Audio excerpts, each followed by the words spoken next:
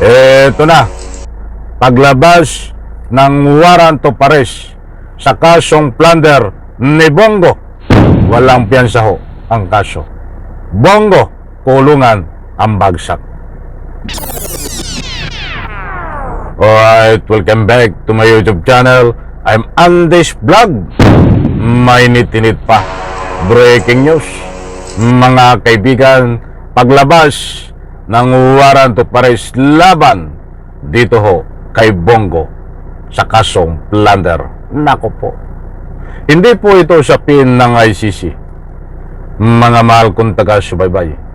Usapin po ito ng kaso ni Bongo na plunder dito ho sa ating bansa na Republika ng Pilipinas.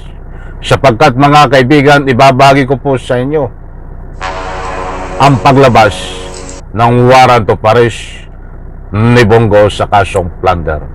Iyan po lahat ay babahagi ko po sa inyo.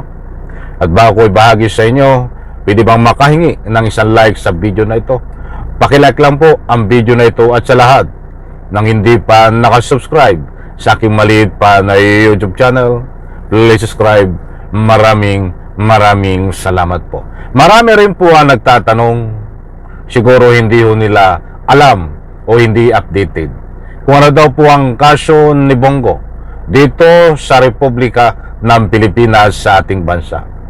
Mga kaibigan, kaya ang pagkakataon po na ito ay mga kasagutan din ho sa mga katanungan nyo kung bakit lalabasan ng warrant of arrest sa kasong plunder itong si Bongo.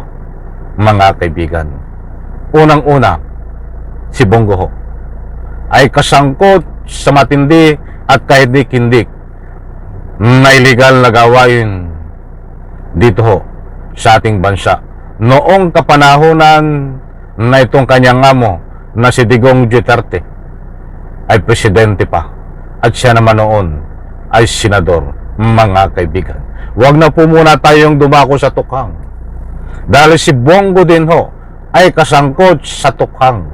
Mga kaibigan, alam niyo ho ba yung mga pulis na inuutusan na magtanim, pumaslang, magtanim ng mga ebidensya, yung pera ho ay nanggagaling kay Bongo. Siya ang nagbibigay ng bayad, mga kaibigan. Kaya nga nagtututong pumaslang kahit walang kasalanan ang mga pulis noon. Nang dahil sa pera na reward na galing kay Bongo na siyang naatasan nitong si Digong na siya magbayad. Mga kaibigan, siya ang bagman eh. But bueno, mga kaibigan, hindi po yan ang ating main topic. Dito po tayo dumako kung paano nakasuhan, kung paano nasangkot sa anomalya, kung paano nakasuhan ng plunder itong si Bongo. Kapag mayroon po kayong pagkakataon, samahan niyo po akong panoorin, pakinggan ang ibabahagi ko po sa inyo para lubos niyo pong maunawaan kung bakit lalabasan ng warrant of arrest itong si Bongo at kulungan ng bagsak, walang piyansa ang kaso ho, mga kaibigan. Eto, samahan niyo po ako.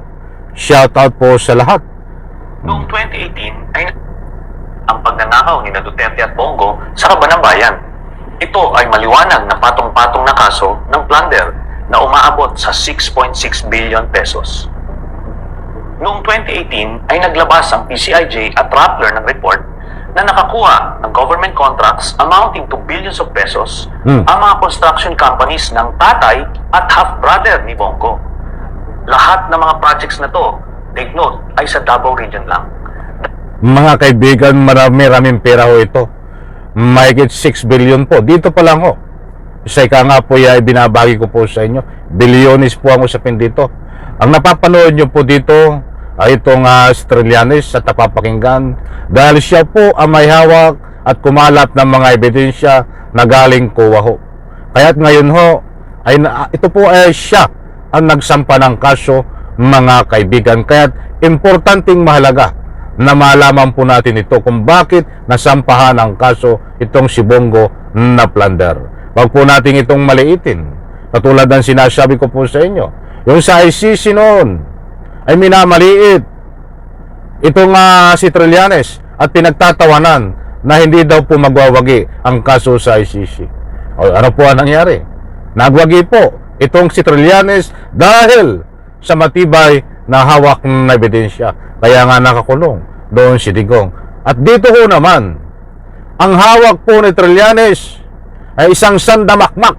Napakadaming ebidensya ho para labasan ng warrant of arrest at makasuhan ng plunder itong si Digong at itong si Bongo. Ito pa ho. Dahil dito, nagpasa ako ng Senate Resolution para imbisigahan ito. Humingi ako ng mga dokumento sa DTI at COA para mapag-aralan kung totoong may mga anomalya sa mga transaksyong ito. Ito ang mga nakita ko. Base sa records ng DTI, ang CLTG Builders ay pagmamay-ari ni Mr. Desiderio Lim na tatay ni Bongo.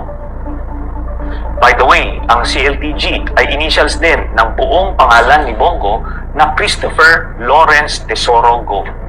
Ang Alfredo Builders and Supply naman, ayon din sa DTI, ay pagmamay-ari ni Alfredo Amero Go. Siya ang half-brother naman ni Bongo.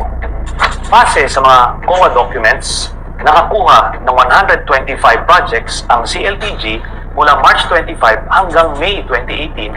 Ayun mga kaibigan, na bawal po yan.